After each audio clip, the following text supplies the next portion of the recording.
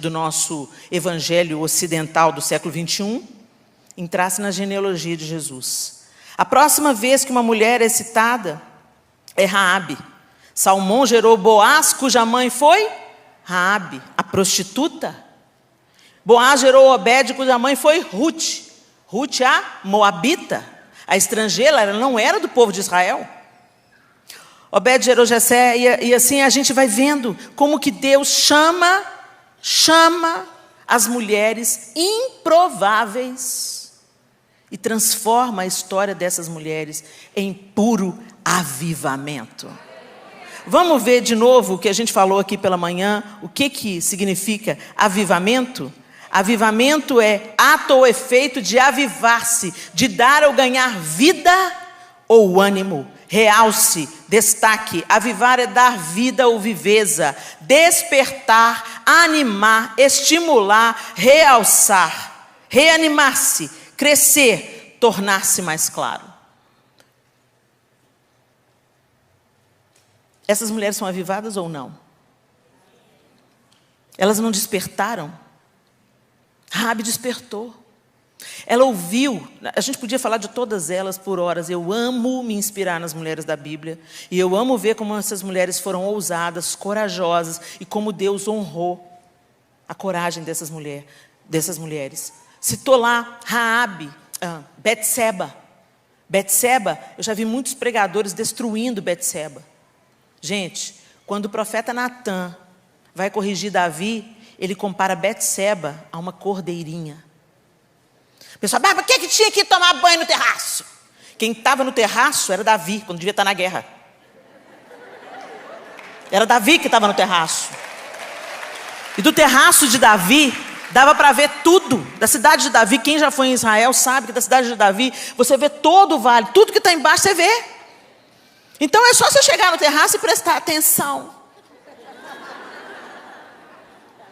Tá, ela estava se banhando, ok.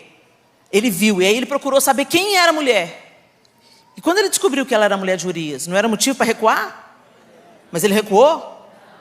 Gente, Deus não tapou o pecado de Davi. Ele não tampou o sol com a peneira.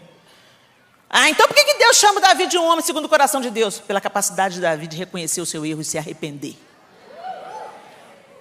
Ele era pecador como qualquer outro homem, mas ele tinha exatamente a noção de que era pó. E quando a ficha caía, que ele tinha pecado, ele se humilhava diante de Deus e falava: pequei contra o Senhor e fiz o que era mal perante os teus olhos.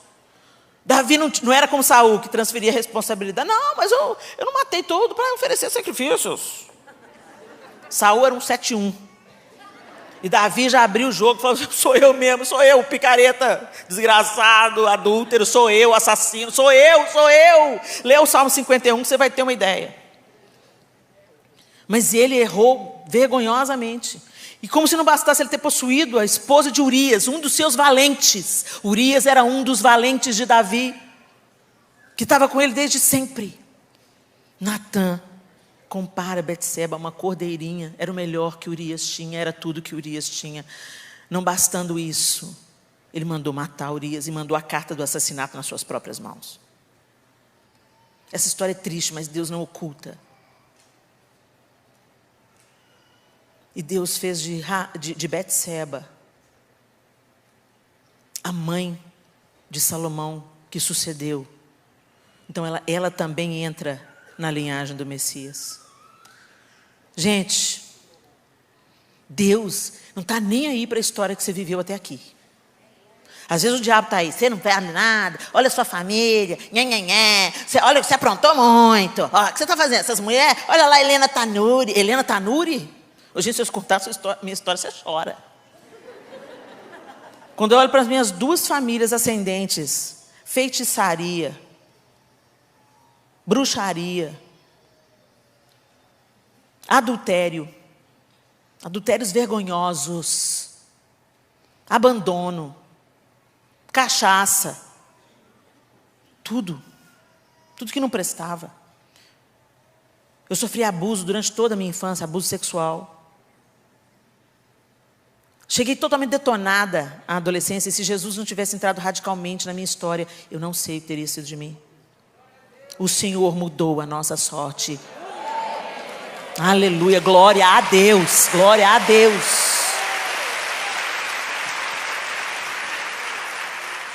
Então não interessa a sua história até aqui.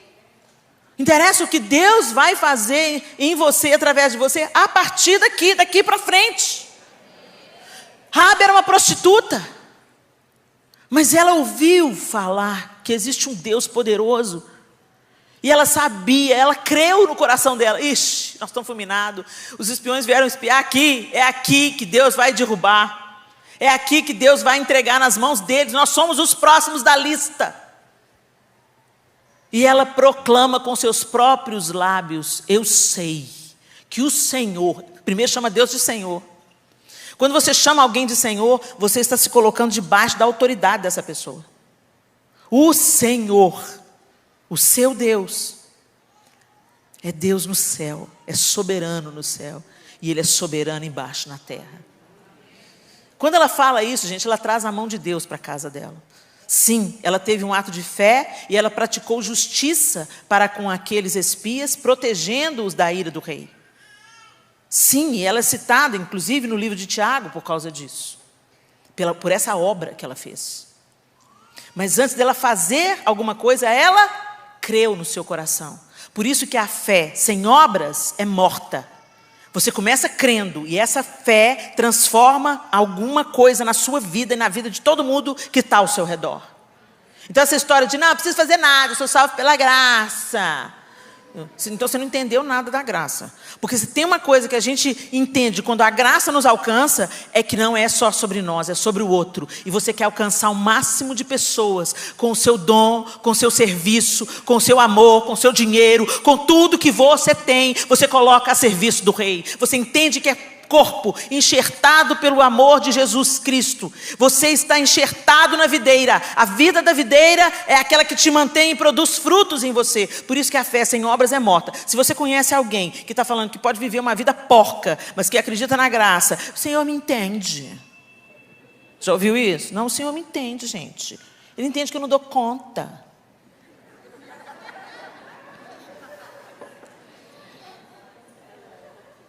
Deixa eu falar com você uma coisa. A graça, inclusive, nos dá a capacidade de triunfar sobre o pecado. De não ser mais escravo do seu pecado.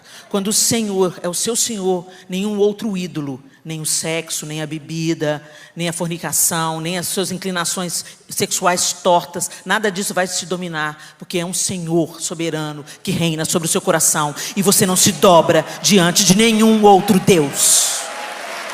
É simples assim. O que nós chamamos de pecado, a maioria deles são ídolos. Ídolos na nossa vida. Você não pode passar, não consigo ficar sem, Helena. Não consegue ficar sem porque é isso aí que é o seu Deus. Então não adianta você honrar o Senhor com os lábios se o seu coração está longe dele. O Senhor te capacita a vencer o pecado. Vai ser fácil? Não vai não. Sabe por quê? Porque a nossa carne tende para o mal. Por isso que nós temos que fortalecer o nosso espírito. Quando o espírito está forte, ele vai subjugar a carne. E você não vive então controlado pela carne, você passa a viver controlado pelo espírito. Por isso que é importante isso que foi dito aqui pela, como é que é o nome dela? A pastora Simone? Simone Dairel. Botrel, nossa gente, não sei de onde que eu tirei o Dairel. Botrel, a Simone Botrel, ela ensinou um princípio básico. Quando você começa a andar muito com alguém, você se torna parecido com ele. É ou não é? Então cola em Jesus. Cola em Jesus. E cola em quem quer Jesus. A receita é fácil. Tem o seu relacionamento. E para você desenvolver relacionamento, o que você tem que fazer? Sentar e conversar. Não é assim? Você não casa com um homem para ficar separado dele, cada um num quarto. Não é isso. Você tem que conversar com esse homem, gente. Né? E outras coisas mais, né? Jesus está nos chamando para intimidade. Para ter intimidade com Ele. Não a intimidade sexual, mas eu posso te garantir. Hoje nós vivemos como a sombra daquilo que está por vir. Concordam? Hoje ainda nós vemos como um espelho e vivemos hoje como a sombra daquilo que está para se manifestar, ok? É isso que a Bíblia diz. Então, de uma forma imperfeita, a gente já vive esse reino de amor, a gente já se curva diante desse rei, ok? E a gente vai vivendo em justiça e em santidade diante de Deus. Amém? Crendo naquele dia onde nós veremos como Ele é e seremos como Ele é imediatamente. Seremos transformados. Olha, vai ser muito doido isso. E aí nós vamos saber de todas as coisas, não é isso? Agora pensa, não se casam e não se dão em casamento naquilo que está por vir. Por que a gente não vai precisar de casar? Porque o grande casamento vai ter acontecido. O nosso casamento hoje deveria prefigurar o casamento de Cristo e a igreja. Por isso que em Efésios o apóstolo Paulo fala que os homens amem suas esposas como Cristo ama a igreja. E mulheres, vocês se sujeitem aos seus maridos, respeitem o seu marido como você respeita Cristo. Não devia ser um negócio, palavras sobre submissão, não devia ser um talo na nossa garganta, se a gente entender que nós devemos, nos submetendo aos nossos maridos, revelar como a igreja deve se submeter a Cristo. E os maridos entendessem que Cristo não abusa da igreja, não bate na igreja, não estupra a igreja, promove a igreja, dá autoridade para a igreja, embeleza a igreja, adorna a igreja. É muito simples, se nós vivêssemos hoje realmente a proposta do Evangelho de Jesus Cristo. Mas aí não se casa e não se dão em casamento. E o que acontece de mais sublime no nosso casamento, gente? A junção. Quando nós nos tornamos uma só carne. E o sexo é ferramenta de Deus para nos dar muita, muita, muita alegria. Se você não sente, procura alguém para ajudar. Não, estou falando sério, porque o diabo está roubando isso das mulheres que casam em santidade. Ele está saqueando e colocando o que o diabo fez com o sexo como padrão. O que o diabo fez com o sexo não é padrão, que quem criou o sexo foi Deus. E Ele fez o sexo lindo, sublime. Inclusive é através disso que a vida é gerada. O sexo é maravilhoso, o sexo é santo, o sexo é sublime. E é fonte de muita alegria para homens e mulheres. Oh, aleluia! Calma, solteira, não estou querendo te... Vai buscando aí no Senhor. Agora você imagina, gente, o sexo então, esse sexo bem vivido, bem desfrutado, santo, maravilhoso, ele é só uma prefiguração da alegria que nós vamos sentir no encontro com Cristo. Entendeu? Então não vai precisar mais. Porque nem olhos viram, nem ouvidos ouviram, nem jamais penetrou no coração humano aquilo que Deus está preparando para nós. A alegria que nós vamos sentir nesse encontro com Cristo, a plenitude que a gente vai sentir, não vai precisar nem de ter mais casamento. Então eu quero que você entenda, vá para a intimidade com Jesus. Entra no seu quarto, fecha a sua porta e vai conhecer seu noivo, porque você vai casar com ele. Se você não quiser conhecer o noivo, não pense que ele vai te levar ao altar. Tem muita gente que serve a Jesus, mas não desfruta da intimidade dele. E é isso que ele mostra naquela parábola do filho pródigo. Aquela parábola não é contada para contar a história do filho mais novo. Ele está falando daquela parábola, numa tríade de parábolas, e ele está confrontando os fariseus, que se achavam os filhos mais velhos que ficaram trabalhando para o pai, e que nunca pecaram. O filho mais velho, quando vê a festa que Deus estava dando, que o pai estava dando, para o filho rebelde, o filho que voltou do pecado, todo lameado, todo emporcalhado, fica enciumado, acha ruim. Quem é esse? O que está acontecendo? Mas olha, observa, ele não entra em casa. A casa de quem? A casa dele, a casa do pai dele. Ele não entra em casa, ele pega um empregado e pergunta para o empregado o que está acontecendo na casa dele. E tem muito filho de Deus que está fazendo isso. Filho de Deus quer relacionar com o pai através do empregado, do funcionário, do servo. Então eu vou lá, vou escutar a Helena Tanuri, vamos ver o que Deus quer falar comigo.